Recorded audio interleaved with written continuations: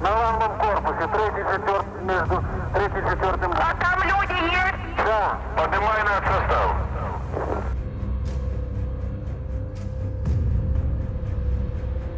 At 1:23 a.m. on April 26, 1986, inside reactor number 4 at the Chernobyl nuclear power plant, something began to go wrong. It was supposed to be a routine safety test, a controlled procedure, a final check on a system designed to protect the reactor in an emergency. Then, in a matter of seconds, everything changed.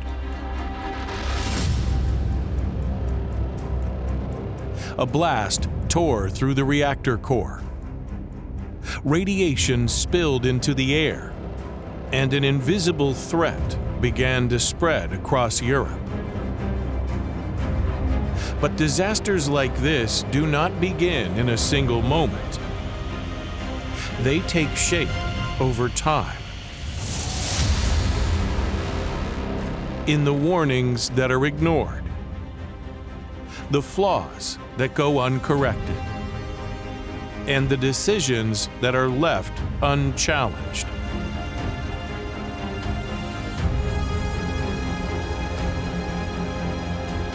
Let's rewind the clock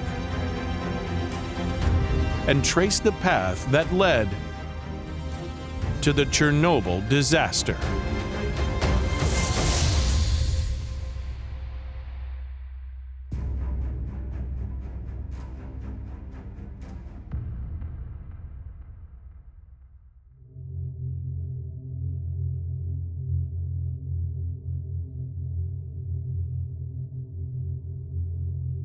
Reactor number 4 at the Chernobyl nuclear power plant was part of a wider Soviet effort to expand nuclear energy across the USSR. Built near the city of Pripyat in northern Ukraine, then part of the Soviet Union, the station was designed to generate large amounts of electricity for the national grid. Chernobyl used RBMK-1000 reactors, a Soviet-designed system built around graphite moderation and water cooling. These reactors were powerful, relatively cheap to construct, and capable of being refueled while still operating. By the mid-1980s, RBMK reactors were seen by Soviet authorities as a major pillar of industrial and energy planning. They were expected to be productive, stable, and reliable. USSR, the year 1981. Corresponding member of the Academy of Sciences, Oleg Fedorovich speaks. Sometimes people ask whether a nuclear power plant can explode. Well, I can say with full responsibility that this is absolutely impossible.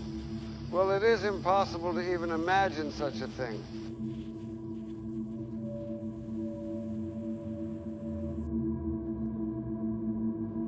But beneath that confidence were serious design weaknesses. Some were known only to specialists.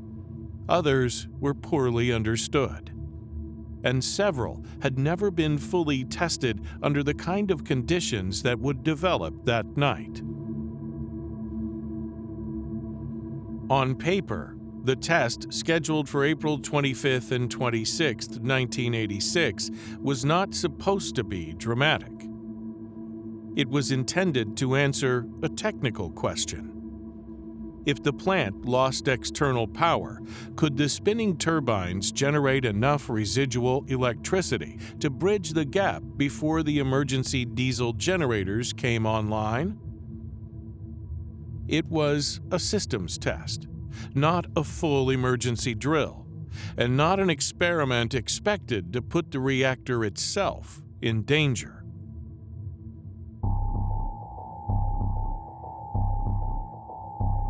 But delays from the regional power grid disrupted the schedule.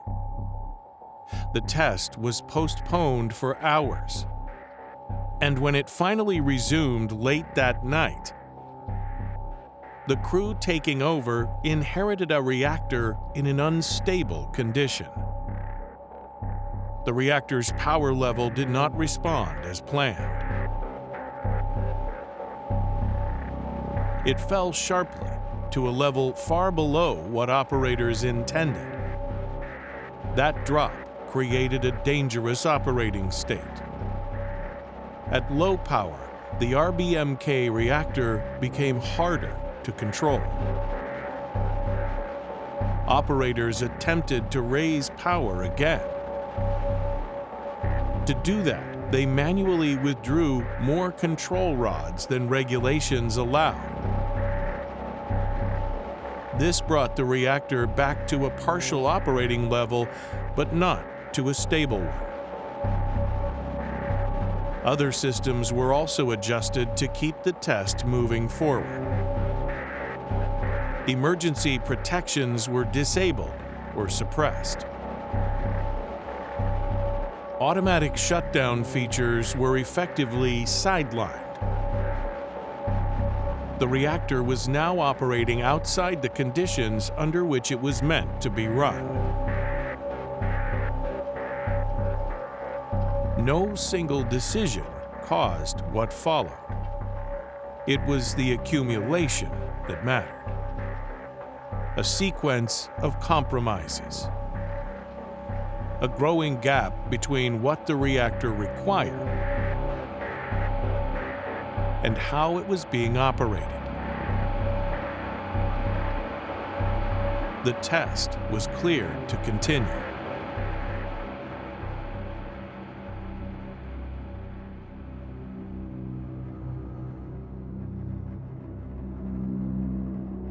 In the early hours of April 26th, the control room at Reactor 4 remained active. Operators monitored instruments, adjusted systems, and prepared for the final stage of the turbine rundown test. For the men in the room, this was a technical procedure. A sequence of actions to be completed according to instruction. Not a moment they believed would define history. At approximately 1:23 a.m., the test began. Steam to the turbines was reduced. As the turbines started to slow, the reactor's internal balance began to shift. Steam voids increased inside the core. And because of the RBMK reactor's design, that change did not suppress the reaction. It intensified it. The reactor's power began to surge. In the control room, operators moved to shut the reactor down. The AZ-5 emergency shutdown button was pressed. That command should have inserted all control rods and stopped the reaction. Instead, it triggered the final sequence of the disaster. Due to a critical flaw in the rod design, the initial insertion briefly increased reactivity, rather than reducing it. Inside the core, power spiked violently. Fuel channels ruptured. Pressure built almost instantly. Then came the explosions.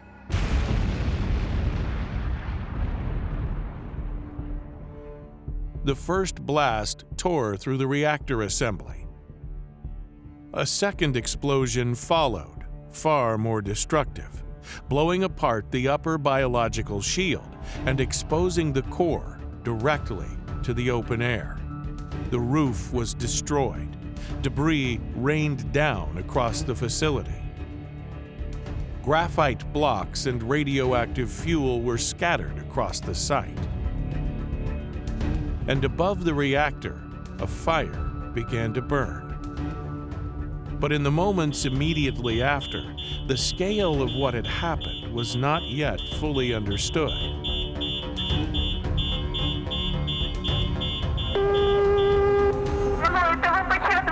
Да. Что у вас там горит? Взрыв на главном корпусе, между третьим и четвертым. А там люди есть? Да. Поднимай наш состав. Леонид Алексеевич. Да. Алло, Припять, третий и четвертый блок горит крыша в результате аварии взрыва. Ой, давай. Так уже подтвердили? Не подтвердили, авария там произошла у них. Это диспетчер Припяти сказала. Пожарная охрана. Алло, Иванков? Да. Значит, вы выезжаете в Припять? Алло? Да, я слышу. На атомную станцию выезжаете. Там третий и четвертый блок горит крыша. Алло, Полесская? Да. Вы, значит, выезжаете на атомную станцию, там горит крыша третьего и четвертого блока.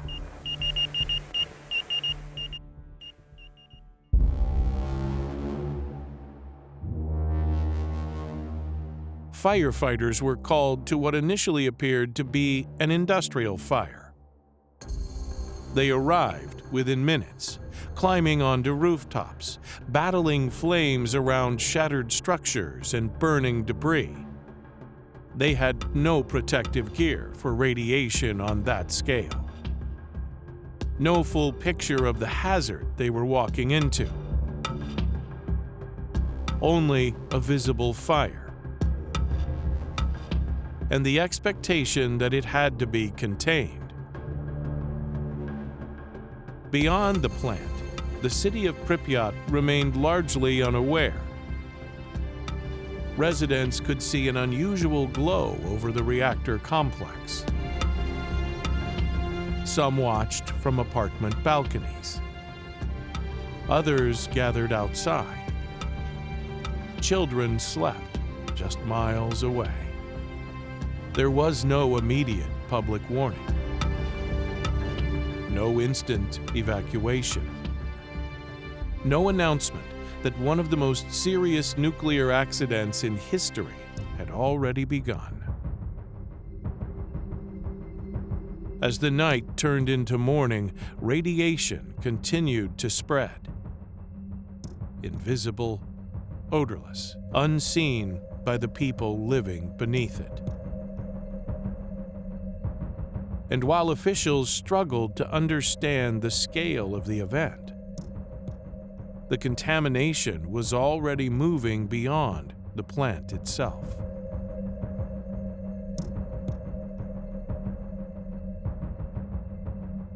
Emergency response escalated rapidly once the extent of the accident became impossible to ignore.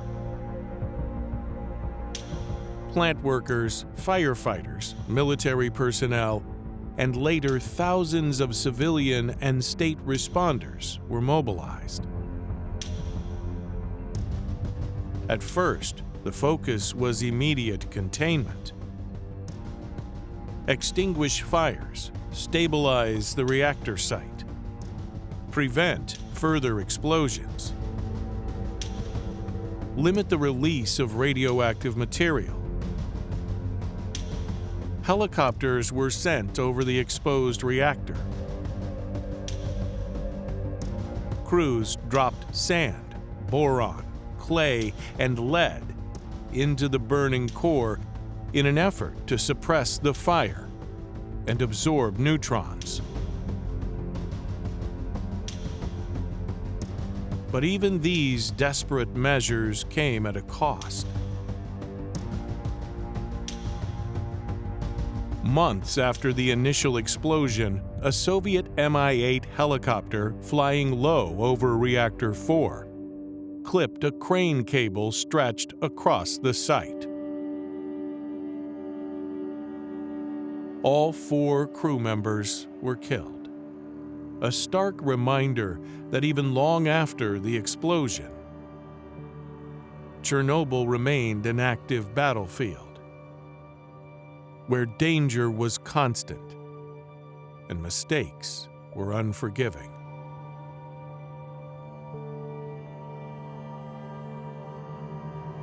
the human cost mounted quickly. Many of the first responders had absorbed lethal doses of radiation within hours. Some became violently ill almost immediately. Others would deteriorate over the days and weeks that followed. А мы знали, что такое радиация в то время. Да, мы в армии учили, что такое химзащита, радиоактивная защита. Но это словеса все. Мы же это реально не видели. Приехали, сейчас скажу конкретно. На пятый день меня начал задыхаться. Есть я вообще практически. Pripyat was finally evacuated more than a day after the explosion. Buses arrived. Residents were told to take only essentials. Most believed they would return within a few days. Many never did. As the crisis widened, entire exclusion zones were established. Military and engineering teams were brought in to clear debris, decontaminate buildings, and construct a concrete and steel enclosure over the destroyed reactor. What had begun as a failed overnight test had now become an international nuclear disaster. And yet, beyond the borders of the Soviet Union, the world knew almost nothing. There was no immediate warning, no admission of catastrophe. It was only when radiation alarms were triggered at a nuclear plant in Sweden, hundreds of miles away, that the truth began to surface. It's now known that the first traces of the radioactive cloud were picked up in Sweden as early as Sunday. That led to confusion until Moscow made its announcement 24 hours later and the jigsaw began to piece together. Since then, the Swedish National Institute for Radiation Protection in Stockholm has been on round-the-clock alert, monitoring countrywide readings, some of which have shown hotspots of radiation with levels 100 times higher than normal. And the Institute was today contacted by the Soviet embassy here for advice on how to extinguish the fire at their nuclear plant. So this rapid cooling system is burning right now. The data plus the Soviet appeal points toward a serious meltdown accident. There must be quite a substantial release because the amount of radionuclides we have measured, even measured in Finland, Denmark, Norway, there must be some damage on the reactor core. How great part we couldn't say, but certainly some damage on it. The Swedes are angry that the Russian embassy will give them no further details about what's happened, which leaves most people here in the dark. We have asked for detailed information with regard to the nature and the scope of the catastrophe so that we can take the right actions to take care of all our own people here. We have so far not received an answer, but we expect to receive it today or tomorrow morning. At a meeting today between the Soviet ambassador in Stockholm and Sweden's foreign minister, the awkward silence surrounding the power plant disaster was broken. No explicit details of what happened were discussed, but the Swedes say it was an important breakthrough in dialogue. Today, the ambassador from the Soviet Union visited the Foreign Office on another matter, but he also said a few things on this issue. And he said that 3 of the 4 reactors on the site where the accident has happened, the other 3 ones, have been closed down. And he also said that the Soviet authorities would inform the Swedish side if something happened that would affect Sweden. Meanwhile, countrywide radiation readings and samples have been flown into Stockholm for analysis. Human and animal milk was found to be contaminated, along with static water supplies, but there is no danger. In addition, gamma ray detectors are constantly monitoring the atmosphere and indicate that radiation levels are falling. Nevertheless, scientists here will remain on 24-hour alert until next Tuesday, when the next wind change will blow any further contamination in this direction.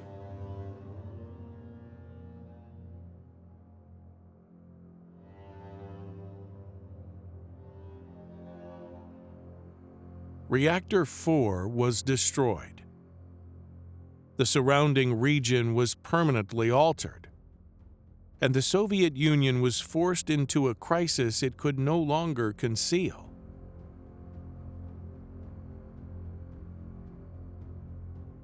What had been framed as a controlled systems test had ended in fire, contamination, and mass displacement.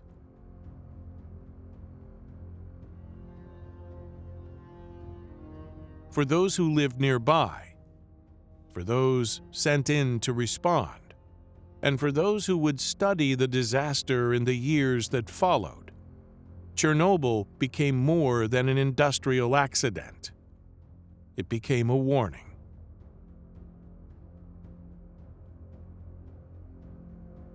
A disaster shaped not only by one explosion, but by a chain of technical flaws, human decisions, and institutional failures that had been building long before the reactor ever blew apart.